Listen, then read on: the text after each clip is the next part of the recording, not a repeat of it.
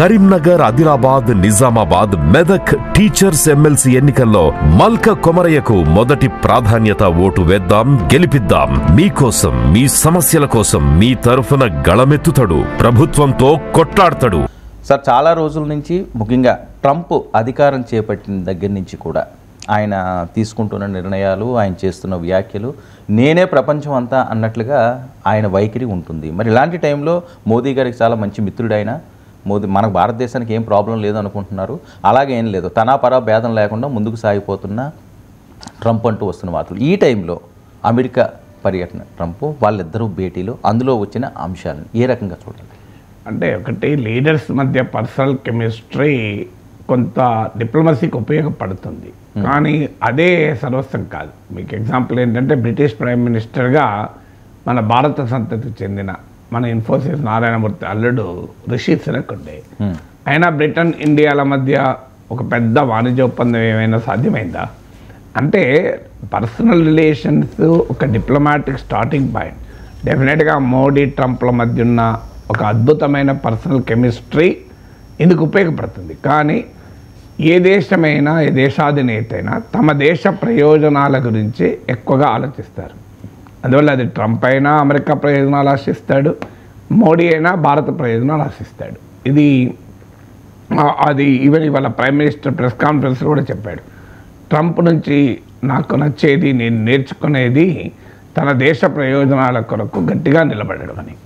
So అందువల్ల Trump lobby make America great again, మీకు Modi lobby వికసిత భారత్, ఈ ఇండియా గ్రేట్ అగైన్, ఈ రెండు కూడా same ideological points of view. అంటే తమ దేశము, తమ దేశ ప్రయోజనాల కొరకు నిలబడడం అనేది ఒక సబ్స్టాన్షియల్గానే కాదు, ఈ ఇద్దరు నేతలు కూడా ఆప్టిక్స్లో కూడా ముఖ్యం. అందువల్ల ఇట్స్ ఆ పర్సనల్ కెమిస్ట్రీ ఎంత ఉన్నా యాక్చువల్గా వచ్చే వరకు అది ఏ రకంగా ఈ రెండు దేశాల సంబంధాలను రిఫ్లెక్ట్ చేస్తుంది అనేది క్వశ్చన్ మార్కే. ఎందుకంటే ఉదాహరణకు మోడీకి ట్రంప్కు బ్రహ్మాండమైన సంబంధాలున్నా భారతీయులు వెనక్కి పంపేటప్పుడు వేడిలేసే పంపారు కదా, ఏమి గౌరవంగా ఏమో అవమానించకుండా పంపలేదు కదా. కొలంబియా దేశస్తులను ఎట్లా పంపాడో, గాట్రమలా దేశస్తులను ఎట్లా పంపారో, భారతీయులు కూడా అట్లే పంపారు. మరి ఇంత పెద్ద దేశం, ఇంత పవర్ఫుల్ నేషన్, సహజ మిత్రులు, natural allies, partnership of the defining partnership of the 21st century, 21వ శతాబ్దాన్ని నిర్వచించేటువంటి భాగస్వామ్యం, ఇవన్నీ ఉపన్యాసాలు చెప్పాను. అల్టిమేట్గా కొలంబియా, గాట్రమలా లాంటి దేశస్తులకు ఏ రకమైన ట్రీట్మెంట్ ఇచ్చారో ఇండియన్స్ కూడా అదే రకమైన ట్రీట్మెంట్. మన చిన్నప్పుడు పల్లెటూరులో దొరికిన పాలు ఇప్పుడు సిటీలో దొరకటం లేదు. మా ఇంట్లో దీని గురించి మాట్లాడుకుంటున్నప్పుడు కంట్రీ డిలైట్ గురించి తెలిసి, ఉన్నత ప్రమాణాలు ఉన్న ల్యాబ్స్ లో టెస్ట్ చేయించి రోజు రిపోర్ట్స్ ని యాప్ లో అప్డేట్ చేస్తారు. వాళ్ళ విధానాలు చూసి సంతృప్తి చెంది ఇలా రికమెండ్ చేస్తున్నాను. ఇప్పుడే కంట్రీ డిలైట్ యాప్ ని డౌన్లోడ్ చేసుకోండి. Download the country delight app now. అందువల్ల పర్సనల్ కెమిస్ట్రీ డిప్లొమసీ పైన కొంత మేరకు ఉపయోగపడుతుంది తప్ప beyond a point, beyond optics పెద్ద సబ్స్టాన్షియల్గా ఉపయోగపడుతుందని అనుకోను. అందులో ఇప్పుడు ట్రంప్ చాలా అగ్రెసివ్గా, ఈవెన్ మోడీతో ఉన్న ప్రెస్ కాన్ఫరెన్స్లో కూడా ఇండియా పెద్ద టారిఫ్ కింగ్, టారిఫ్స్ ఎక్కువగా వేస్తుంది, రెసిప్రోకల్ టారిఫ్స్ అని మోడీతో సమావేశమయ్యే ఒక 3 hours ముందు ప్రకటించాడు. నా ఇండియన్ స్టాండర్డ్ టైం ప్రకారం ఎర్లీ మార్నింగ్ 2:30 అనుకుంటాను మోడీ ట్రంప్లు కలిసింది. సో మీకు నైట్ 11:30కి ఈ రెసిప్రోకల్ టారిఫ్స్ ప్రకటించాడు. Just 3 hours before meeting Modi. ఏమి మెసేజ్ ఇవ్వదలుచుకున్నాడు?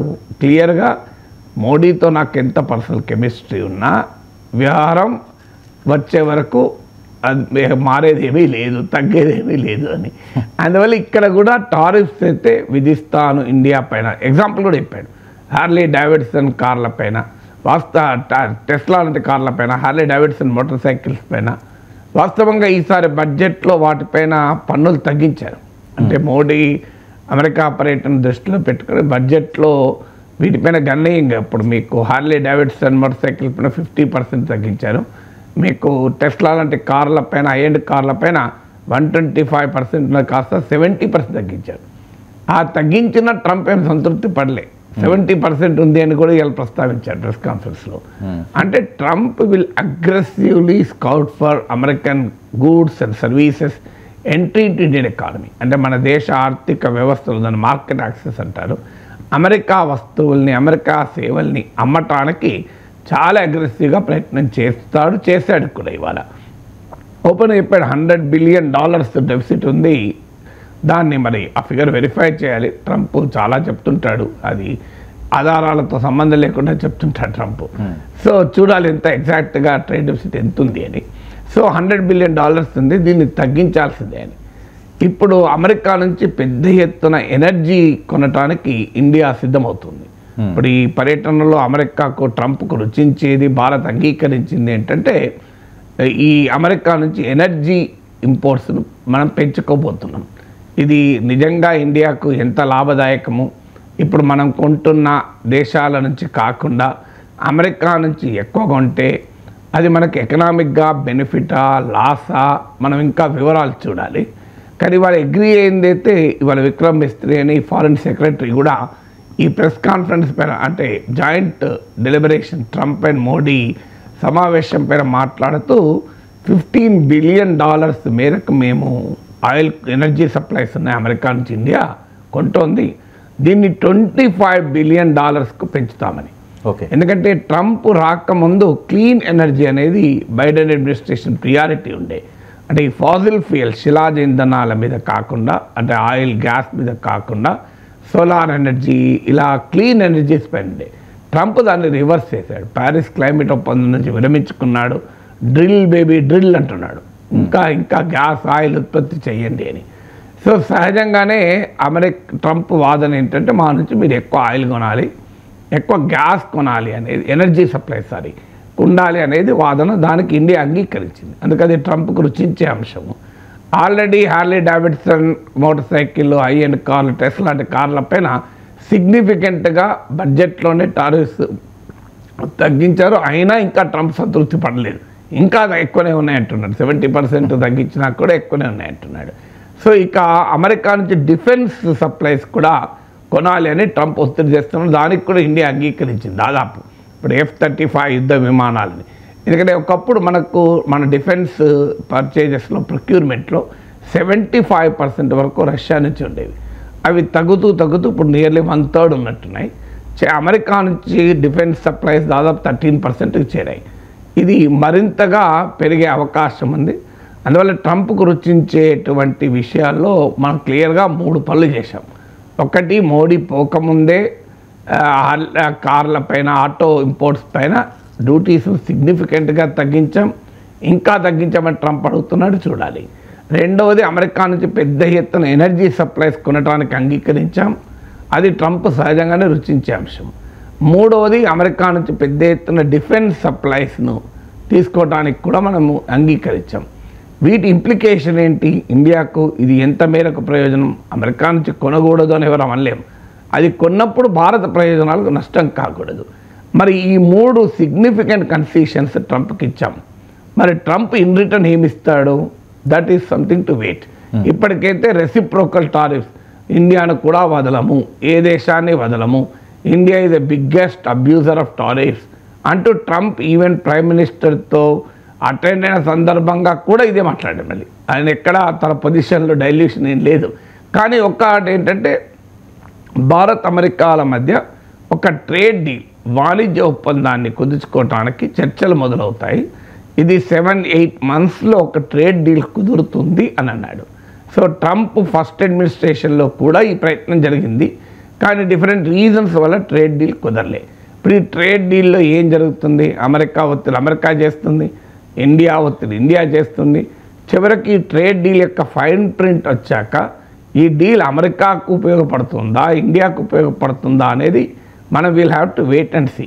సిగ్నిఫికెంట్ కన్సెషన్స్ ఇచ్చాము, అయినా కూడా ట్రంప్ ఎలా రియాక్ట్ అవుతాడు, మనకేమైనా ఇండియాకు కూడా ఏమైనా బెనిఫిట్ చేస్తాడా అమెరికన్ ఎకానమీలో చూడాలి.